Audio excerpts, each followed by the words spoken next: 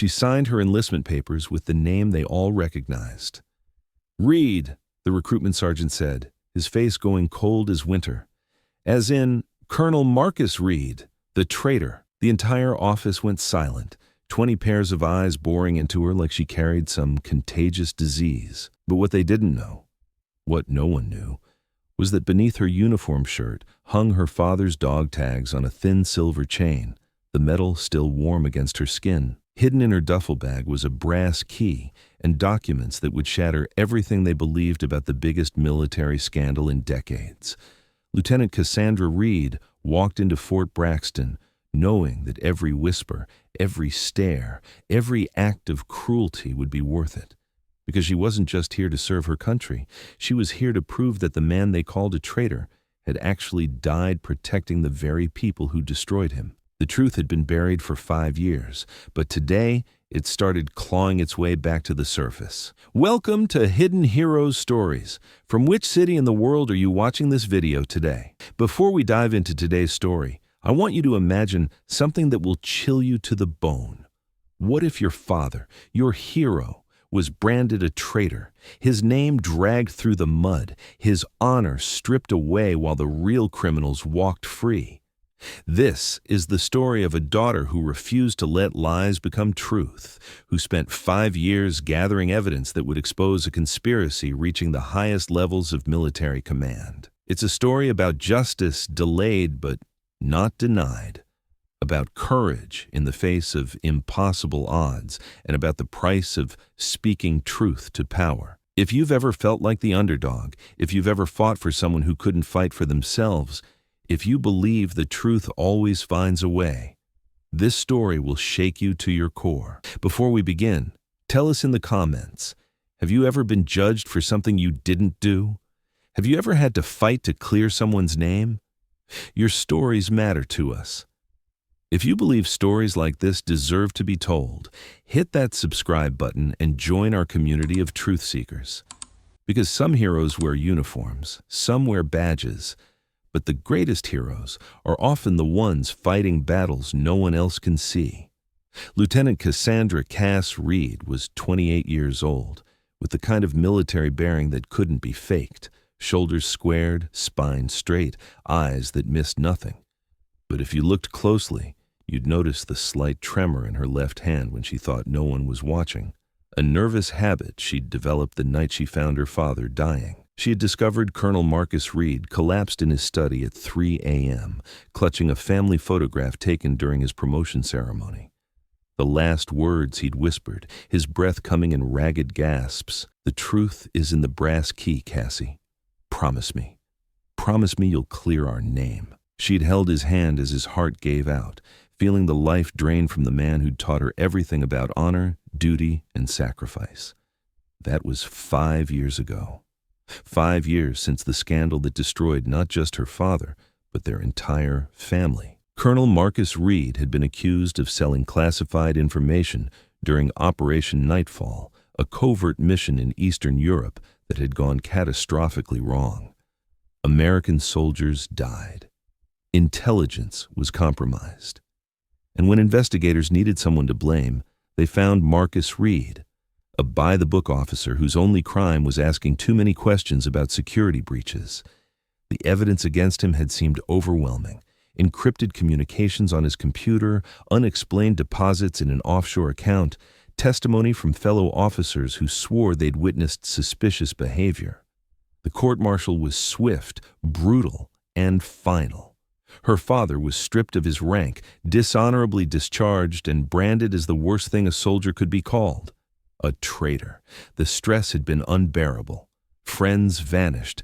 Colleagues crossed the street to avoid them. Military families who had been like family for decades suddenly acted like the Reeds carried plague. Her father, who had served his country for 22 years with distinction, became a pariah overnight. But Cassandra had known something others didn't. 3 months before his death, her father had started acting strange. Paranoid, secretive, constantly looking over his shoulder, he'd begun leaving her cryptic messages talking about insurance policies and fail-safes. The brass key he'd given her led to a safety deposit box 3 states away. hidden under an assumed name. Inside, she'd found partial documents, coded communications, and most importantly, evidence that her father had been conducting his own investigation into the security breaches that led to Operation Nightfall's failure. Marcus Reed hadn't been selling secrets. He'd been tracking down who was. For 4 years, Cassandra had lived as a civilian, working dead-end jobs while secretly following every lead her father had left behind. She'd traced financial records, decoded communications, and slowly pieced together a conspiracy that reached deeper than anyone could have imagined. The officers who had testified against her father weren't just witnesses. They were the real traitors. A network of corrupt military personnel had been selling classified information for years, using Operation Nightfall as cover for their activities. When the operation failed and soldiers died, they needed a scapegoat. Her father had been perfect, an honest officer who'd stumbled onto their conspiracy and had to be silenced before he could expose them.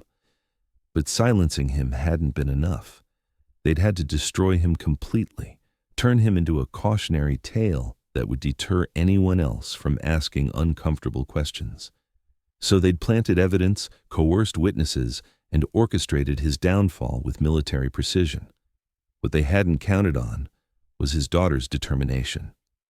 Now, Cassandra was back where it all began, wearing the uniform her father had been stripped of, carrying the evidence that would vindicate him. She'd enlisted under her maiden name initially, but once she earned her commission, she'd legally changed it back to Reed. She wanted everyone, especially the bastards who'd killed her father, to know exactly who she was and why she was there. Around her neck, hidden beneath her uniform, hung her father's dog tags, the ones they'd tried to take from him during the court-martial. She wore them every day, feeling their weight against her chest, a constant reminder of the mission that had consumed her life. In her personal effects, locked in a security box only she could access, lay a handwritten letter from her father, his final words to her, written in the shaky script of a man who knew he was running out of time. "My dearest Cassie, if you're reading this, then they succeeded in destroying me. But remember, the truth is like water. It always finds a way to the surface. I was close, so close to exposing them all. The evidence is scattered, hidden, but it exists. Promise me you won't let them win. Promise me you'll clear our name, not for me, but for every honest soldier who serves this country. I love you more than words can say. Your proud father, Marcus." Every insult, every whisper, every act of cruelty she'd endured since arriving at Fort Braxton was fuel for the fire burning inside her. Because she knew something they didn't. Justice wasn't just coming. It was already here, walking among them, gathering evidence, preparing to strike. The hostility began before she'd even finished in-processing. Word traveled fast on a military base, and by the time Lieutenant Reed reported for duty, everyone knew who she was. Commander Johnson didn't even try to hide his disgust when he read her file. "Lieutenant Reed," he said, the name dripping with venom, "your father didn't just betray his country. He betrayed every man and woman who ever wore this uniform. The fact that you have the audacity to show your face here is a slap in the face to every decent soldier under my command." Cassandra stood at attention, her face a mask of professional composure. "With respect, sir, I'm here to serve my country, just like my father did." Johnson's face flushed red. "Your father was a goddamn traitor who got good soldiers killed." He slammed her file on his desk. "You'll be assigned to the archives, filing duty. It's about all someone with your heritage is good for." The archives were in the basement, a windowless maze of filing cabinets where documents went to die. It was meant to be punishment, but for Cassandra, it was perfect. Down here, she had access to files most soldiers never saw. The social isolation was immediate and brutal. In the mess hall, entire tables would empty when she sat down. Someone had written "Traitor's Spawn" on her locker in permanent red marker. Staff Sergeant Williams was particularly vindictive. During formation one morning, he singled her out in front of the entire company. "Lieutenant Reed," he announced, "I want everyone to take a good look at this officer. This is what happens when traitors breed. The corruption gets passed down through the bloodline." Laughter rippled through the ranks. Cruel, mocking laughter. Cassandra felt her face burn with humiliation, but she kept her eyes forward. She wouldn't give them the satisfaction. But Williams wasn't done. "Tell me, Lieutenant, does betraying your country run in the family?" More laughter. Someone made a comment about bad blood that triggered another wave of snickering. Cassandra's hands trembled, not with fear, but with rage, because she recognized Williams's voice from her father's recordings. Staff Sergeant Williams hadn't just testified against her father. He'd been one of the key players in framing him. That night, alone in the archives, Cassandra began cross-referencing names and dates. Williams had been stationed at 3 different bases where security breaches occurred. His financial records showed deposits coinciding with intelligence leaks. Most damning, she found communications logs showing contact with foreign agents during Operation Nightfall. Williams wasn't just a bully. He was one of the traitors who'd destroyed her father. But he wasn't alone. She identified others, Captain Foster from Logistics, who testified about meetings that never happened, Major Brooks from Intelligence, who'd discovered planted evidence on her father's computer, Colonel Hart, who'd expedited the court-martial to prevent thorough investigation. They were all here. Still serving, still collecting paychecks, still laughing about the man they'd murdered while his daughter filed their paperwork. 3 weeks into her assignment, she overheard a conversation that made her blood run cold. Voices drifted down from the office above, Williams, Foster, and Brooks. "The Reed girl is asking too many questions," Williams was saying. "She's been requesting files related to Nightfall, personnel records, financial audits." "Impossible," Foster replied. "Marcus took everything to his grave. We made sure of that." "Did we?" Brooks's voice was sharp, nervous. "What if he left something behind? What if she finds—" "Then we handle her the same way we handled him," Williams interrupted. "Heart problems run in families, don't they?" The casual way he said it, the implication that her father's death hadn't been natural, hit her like a physical blow. She gripped the filing cabinet, fighting the urge to storm upstairs and confront them. But now she knew the truth. They hadn't just framed her father. They'd killed him. That night, Cassandra began systematically photographing documents, copying files, and building a comprehensive case that would expose not just the conspiracy behind Operation Nightfall, but the murder of Colonel Marcus Reed. The hunted had become the hunter, and her prey had no idea their victim's daughter was preparing to bring their world crashing down. The breakthrough came 6 months later, during a routine inspection by General Morrison, the regional commander. But this wasn't the casual meeting Cassandra had originally planned. This was a carefully orchestrated moment she'd been building toward for weeks. She'd done her research on Morrison, a decorated veteran with an impeccable reputation, someone who'd served alongside her father in Iraq and had always spoken highly of him. More importantly, he was one of the few senior officers who'd expressed private doubts about the court-martial proceedings, though he'd never spoken publicly. On the morning of his inspection, Cassandra didn't just knock on his office door. She walked into the main briefing room where Morrison was conducting his review, carrying a metal briefcase that caught everyone's attention. "General Morrison," she said, her voice carrying clearly across the room filled with staff officers and base personnel. "I need to speak with you about Operation Nightfall and the murder of Colonel Marcus Reed." The word murder hit the room like a bomb. Conversations stopped. Officers froze. Commander Johnson started to stand, his face purple with rage, but Morrison held up a hand. "That's a very serious accusation, Lieutenant," Morrison said, his piercing blue eyes studying her carefully. "I hope you have extraordinary evidence to back up extraordinary claims." Cassandra set the briefcase on the conference table and opened it. Inside, organized with military precision, was everything. Financial records showing payments to the conspiracy members, decoded communications revealing their contacts with foreign agents, medical records proving her father had been poisoned, and most damning of all, audio recordings from her father's personal surveillance equipment. "General, my father didn't just discover this conspiracy, he recorded it." She pressed play on a digital recorder, and her father's voice filled the room, clear and unmistakable. Personal log. Colonel Marcus Reed, Operation Nightfall Investigation, Day 47. I now have conclusive proof that Staff Sergeant Williams, Captain Foster, and Major Brooks have been selling classified information to foreign operatives for over 3 years. They're using our mission as cover for their activities, and American soldiers are going to die because of it." The room was dead silent. Morrison's face had gone pale, but Williams looked like he'd seen a ghost. The recording continued. "I'm taking this evidence to General Morrison tomorrow. If something happens to me before then, if I suffer any kind of accident or medical emergency, know that it wasn't natural. They've threatened my family. They've threatened my daughter. But I won't let them silence the truth." Morrison's hands were shaking as he examined the documents. Bank records showing payments to Williams and the others. Communication logs revealing contacts with known foreign agents.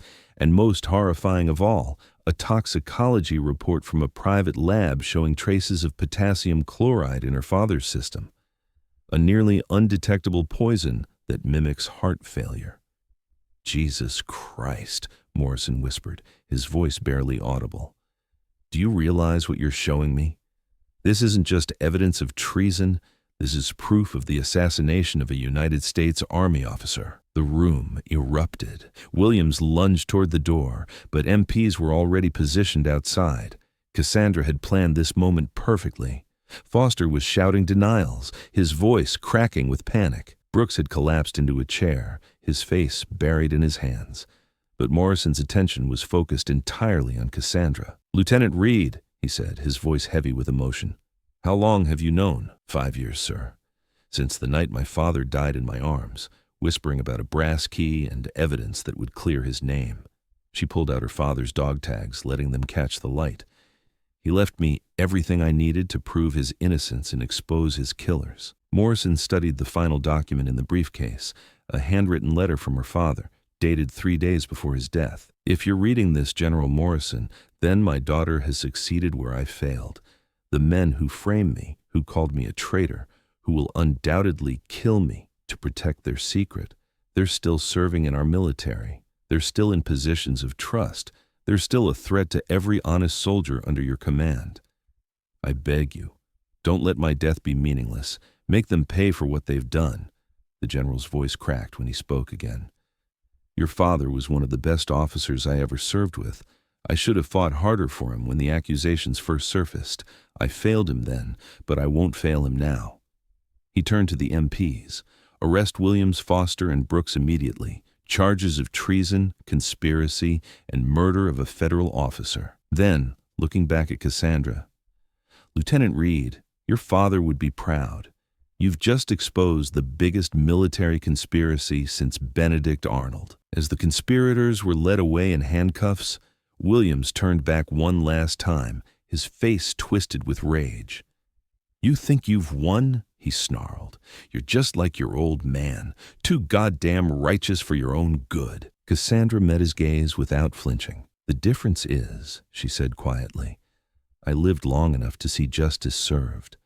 Within 72 hours, General Morrison had initiated not just an investigation, but a media storm that would shake the Pentagon to its foundations. The evidence Cassandra provided was so overwhelming, so meticulously documented, that the conspiracy began unraveling at lightning speed. But this wasn't going to be handled quietly. Morrison made a decision that surprised everyone. He called a press conference. "The American people deserve to know," he told Cassandra, as reporters gathered outside Fort Braxton's main gate. "Your father died protecting this country's secrets. The least we can do is make sure the world knows he was a hero, not a traitor." The press conference was broadcast live on every major network. Standing before a room packed with journalists, Morrison read from a prepared statement that would rewrite history. "Today, I stand before you to correct one of the greatest injustices in modern military history. Colonel Marcus Reed was not a traitor. He was a patriot who gave his life to protect American soldiers and expose a conspiracy that had infiltrated our ranks." The room exploded with questions, cameras flashing, reporters shouting over each other. But Morrison wasn't finished. Colonel Reed was murdered, assassinated by the very officers he was investigating. His daughter, Lieutenant Cassandra Reed, has spent 5 years gathering evidence to clear his name and bring his killers to justice. Today, we honor both their service to this nation. The investigation that followed was unprecedented in its scope. 12 officers were ultimately arrested across multiple bases. The conspiracy had been operating for over 8 years, selling intelligence to 3 different foreign governments, compromising dozens of operations, and directly contributing to the deaths of 47 American service members. But the most shocking revelation came when the FBI traced the conspiracy's origins. It had been organized and funded by a hostile foreign intelligence service as part of a long-term infiltration operation designed to corrupt American military leadership from within. Marcus Reed hadn't just stumbled onto routine corruption.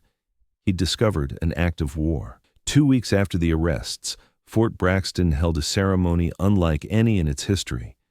The entire base assembled on the parade ground, joined by reporters, congressional representatives, and military officials from around the world. This wasn't just about clearing one man's name. It was about reaffirming the values that made the American military worthy of respect. General Morrison stood at the podium, holding a proclamation from the President of the United States. By order of the President, Colonel Marcus Reed is hereby posthumously awarded the Medal of Honor for conspicuous gallantry and intrepidity at the risk of his life above and beyond the call of duty. His investigation and sacrifice prevented immeasurable damage to American national security and saved countless American lives. Cassandra stood at attention as her father's name was restored to every honor roll from which it had been removed.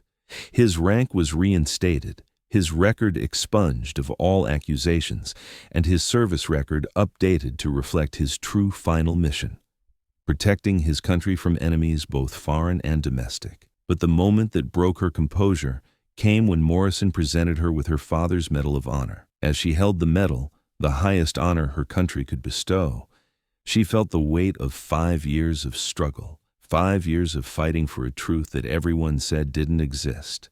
"Your father's personal effects were confiscated during his court-martial," Morrison said, handing her a wooden box. "They should have been returned to your family years ago." Inside was everything they'd taken from him: his decorations, his commission, his wedding ring, and a sealed letter addressed to her. With trembling hands, she opened the envelope and read his final words. "My dearest Cassandra, if you're reading this, then the truth has finally come to light. I knew that my investigation would likely cost me my life, but I couldn't stand by and watch good soldiers die because of corruption and greed. I'm proud that you chose to wear the uniform, proud that you had the courage to fight for justice when no one else would. Remember that honor isn't about the medals we wear or the recognition we receive. It's about doing what's right, even when it costs us everything.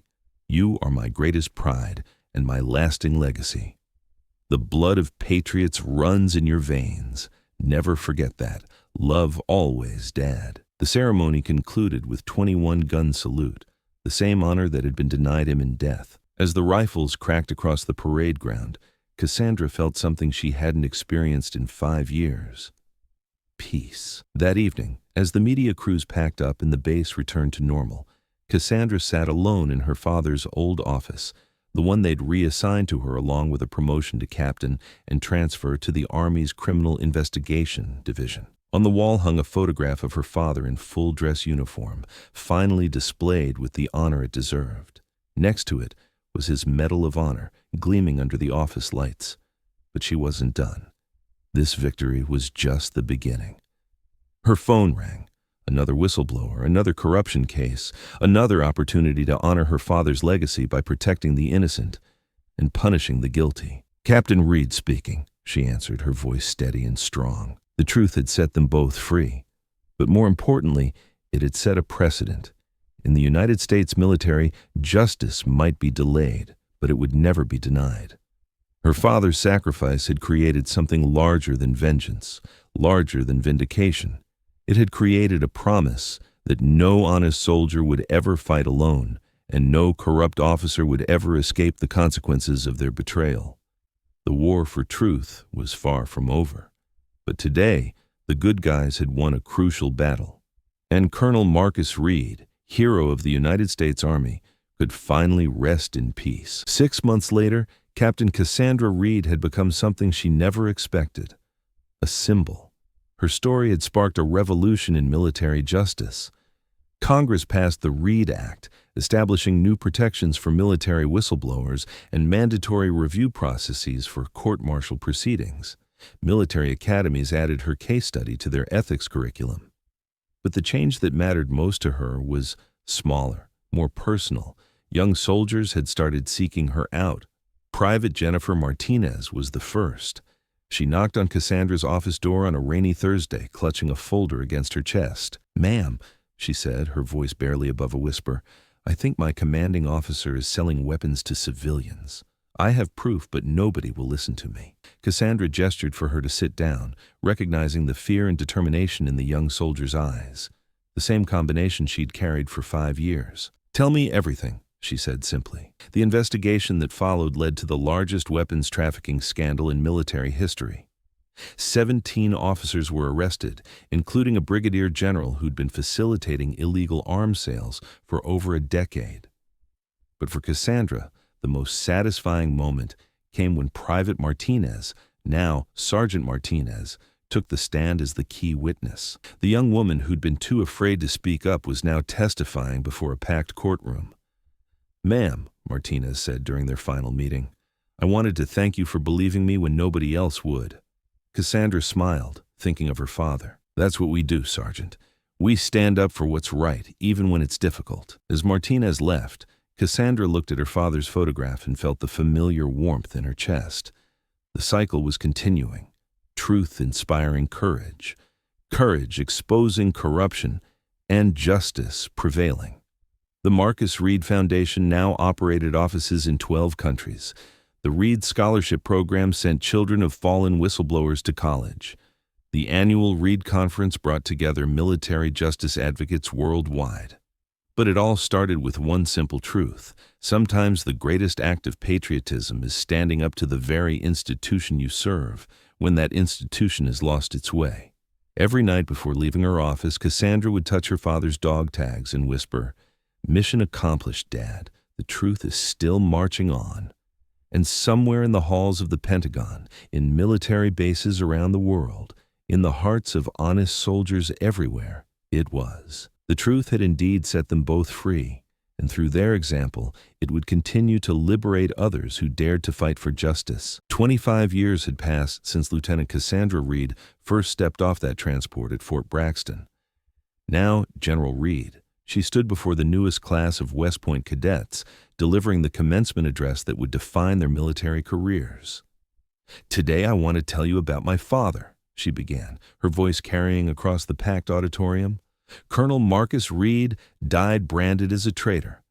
But sometimes the greatest heroes are the ones history tries to forget." In the front row sat her daughter, Second Lieutenant Elena Reed Morrison, freshly graduated and ready to serve. Like her mother before her, Elena had chosen to carry the Reed name with pride, understanding the weight of legacy it represented. "The truth isn't always convenient," General Reed continued. "It doesn't always arrive on schedule. Sometimes it takes decades to surface. But it always finds a way." After the ceremony, 3 generations of military families approached Elena, sharing stories of relatives who had faced similar choices between silence and courage. Young officers asked for advice about reporting misconduct they had witnessed. Veterans shared memories of Colonel Marcus Reed from before the scandal, painting a picture of integrity that had never wavered. The Marcus Reed Center for Military Ethics, now housed in a gleaming building at the heart of West Point, had become more than an institution. It had become a symbol. Every cadet who passed through its doors learned not just about following orders, but about the moral courage required to question them when necessary.